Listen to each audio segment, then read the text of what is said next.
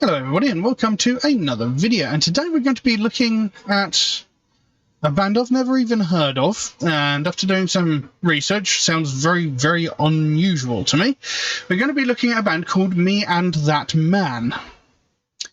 Now, doing a little bit of research, I found that Me and That Man is a solo project created by Adam Darsky, otherwise known as Nurgle from Behemoth, or Behemoth, however anybody wants to pronounce it, alongside Poland-based UK musician John Porter.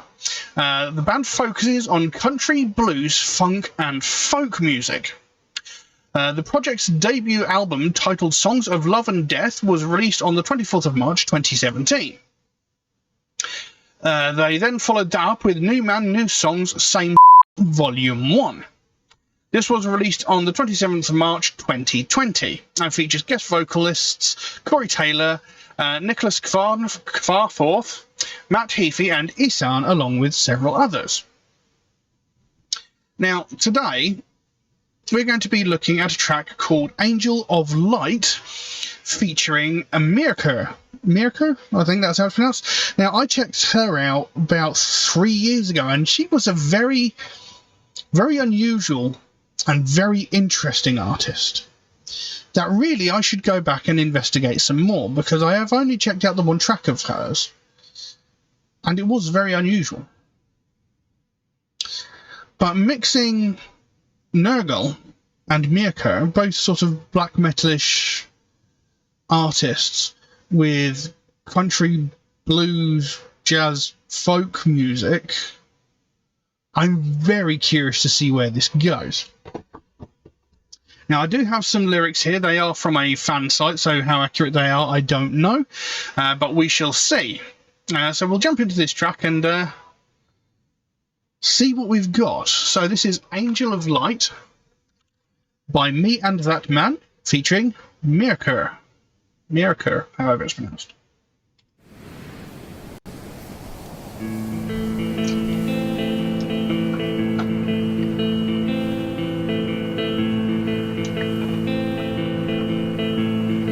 I crawl through the night,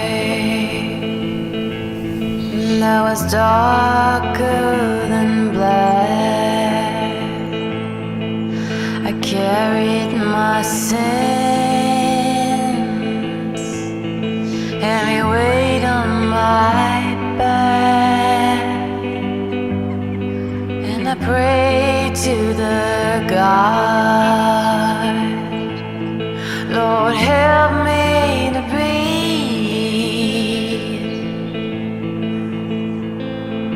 But the angel of light is who listens to me.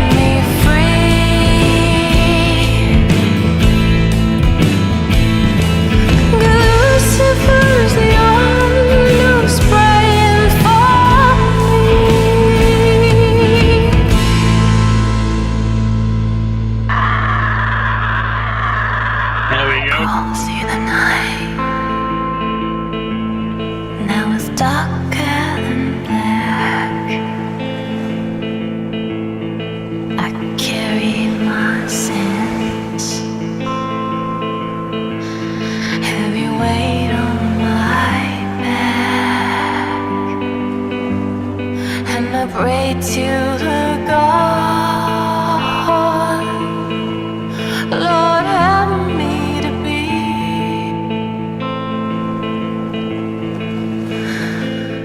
But the angel of light is who listens to me.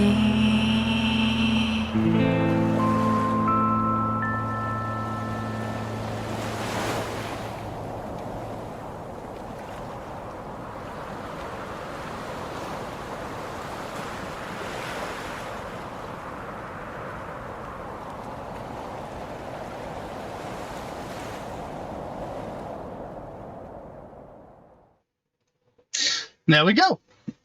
Angel of Light by Me and That Man, featuring Myrkur. And I can honestly say that is not what I expected at all. It was interesting, that's for sure. A sort of folk/country music sort of song about Satan. There we go. So, very interesting.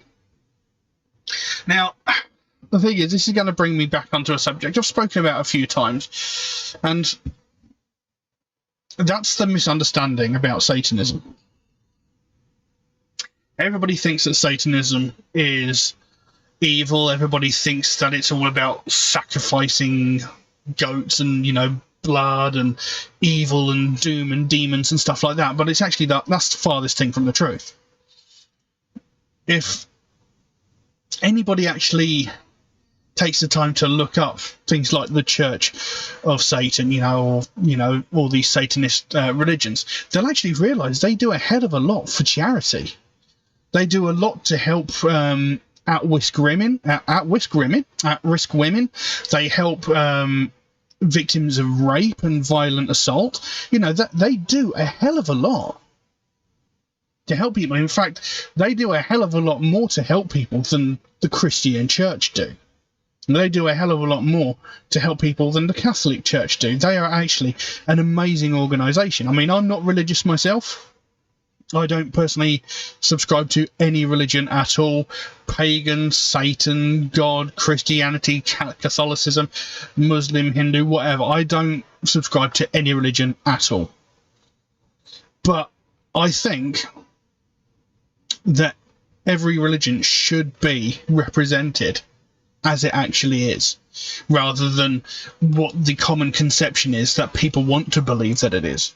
Like the way people seem to think that all Muslims are suicide bombers, evil people who want to take over the country and blow everything up. They think that Satanists are, evil people who want to go around sacrificing virgins and, dancing around naked under campfires and like that. That's not what they are at all. And that's something that really needs to be rectified, because it's the ignorance about these things that causes the biggest problems. So many wars are committed in the name of God. They use God as an excuse for so much bullshit.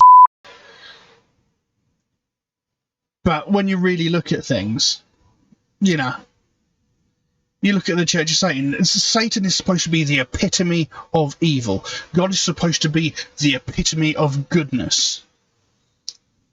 But if you actually look at the Bible, if you actually read the Bible, all these Bible spouting idiots who don't know about if they actually read the Bible, they would know that God kills in excess of 10 million people.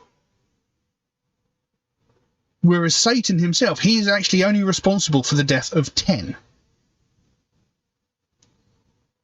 God says he will strike people down if they believe in anybody else but him. He will strike down the children of people who take his name in vain, this, that, and the other.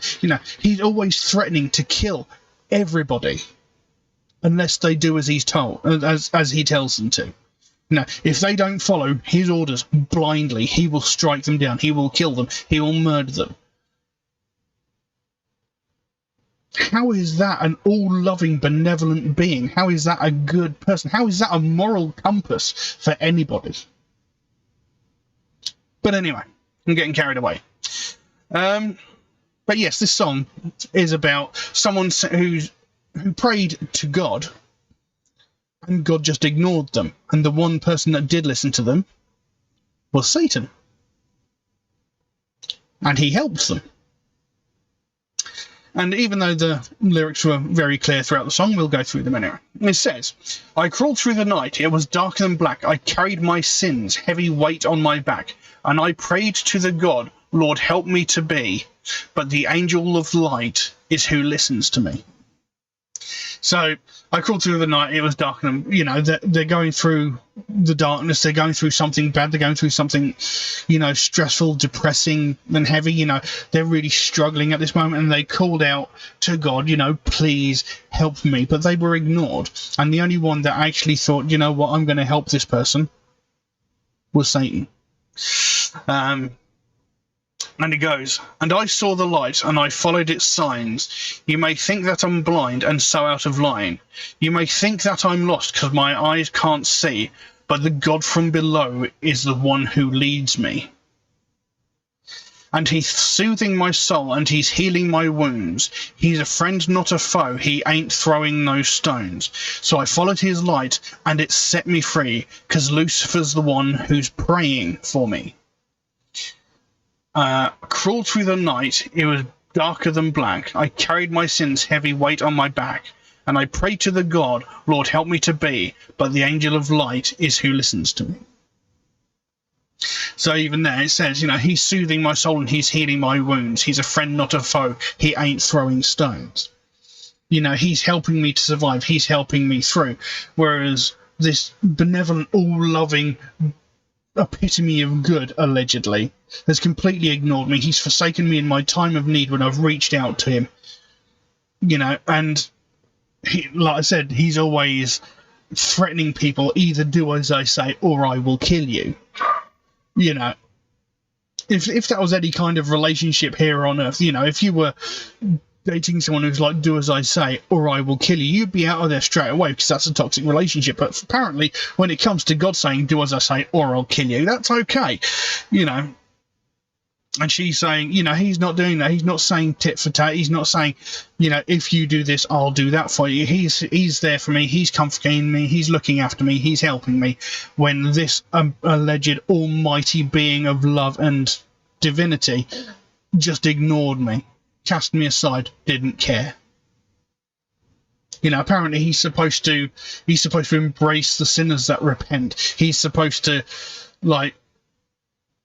embrace these people who admit their wrongdoings, who throw aside all their other beliefs and say, yes, I believe in you. But this person reached out to him in their most desperate hour of need, and he's just sort of gone, don't care.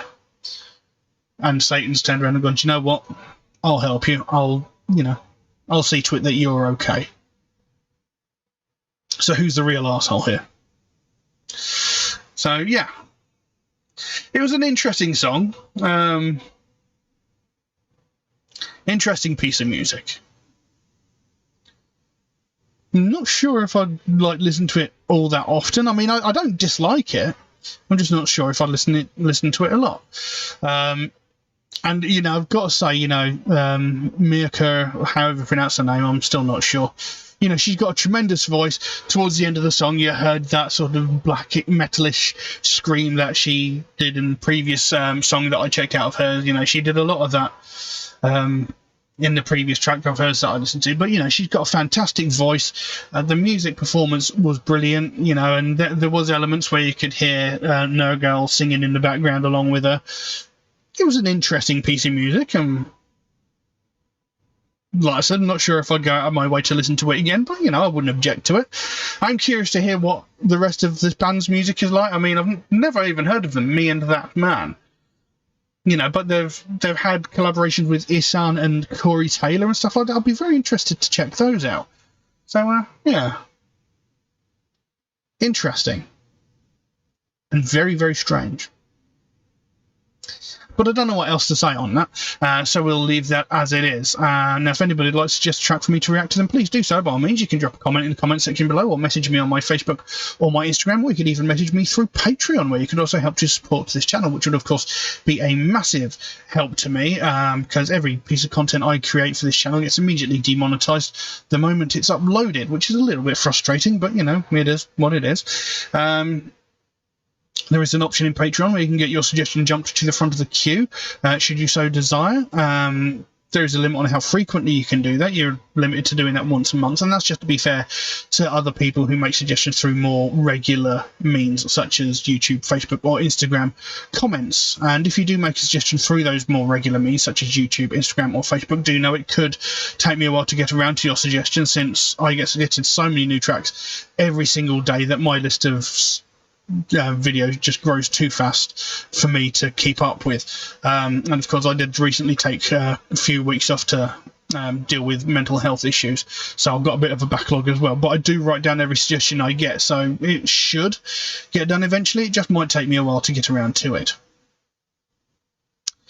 Also, MetalHead Reacts is a proud supporter of the Sophie Lancaster Foundation, a British-based charity whose goal is to put an end to hate crimes, and one of the main facets of that is hate crimes against people of the alternative community, which is something I believe in very, very strongly, and it's something that gets very widely ignored and sort of brushed under the carpet and treated as not a big issue. Whereas the very opposite of that is true. It is a huge issue that's consistently ignored, and something needs to be done about it. You know, every day we hear about sexism, racism, homophobia, transphobia, religious hatred, ableism, etc. We hear these on a daily basis. From, like, the most heinous of these crimes, where someone is murdered because of the colour of their skin, because of their sexual identity, or because of their religious beliefs, down to the most childish and petty of these crimes, where some entitled white woman is calling the police because a family of colour are having a picnic in a public space. You know, we hear these daily in every walk of media. However, as soon as it comes to someone from the alternative community getting violently and brutally assaulted, we hear nothing. And that's something that's really got to change. Because every day around the world, hundreds, if not thousands of people, every day, are violently assaulted just because of the music that they listen to and the clothes that they wear. And we're not just talking about insults being shouted or, you know, getting a shoulder ram as you walk down the street. We're talking about brutal, violent crimes that are landing people in hospital, sometimes with broken limbs and sometimes even more life-threatening injuries over something so trivial as their taste in music. Now, the last time this subject was ever widely spoken about was 14 years ago. And that was when Sophie Lancaster and her boyfriend Rob Maltby were violently and brutally assaulted by a group of 5 or 6 people that beat them, kicked them, punched them, and knocked them to the ground and stamped on their heads so violently that they both ended up in comas. Now, Rob Maltby, he thankfully survived the attack. He was in a coma for around about a week and a half, maybe a little bit longer, but he did thankfully survive. Sophie Lancaster, on the other hand, she was in a coma for 13 days before she succumbed to her injuries and she died. This young woman was 20 years old and was beaten to death just because of the taste of music that she had and the clothes that she wore. Now, when this happened, this was all over the news, in all fairness. This was all over the news as it deserved to be.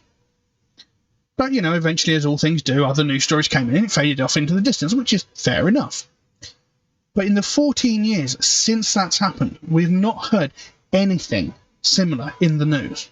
Even though there have been several hundred, if not several thousand, similar incidents in that time. And the main differentiating factor here is that no one has died. But that's just it. We shouldn't have to wait for someone to lose their life before this gets spoken about. We shouldn't have to wait for someone to die before something gets done.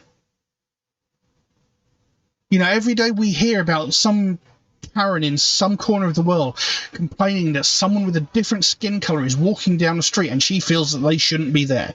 We hear that on a daily basis. And yes, racism is a terrible, terrible thing. And yes, it's very wrong that that should be happening.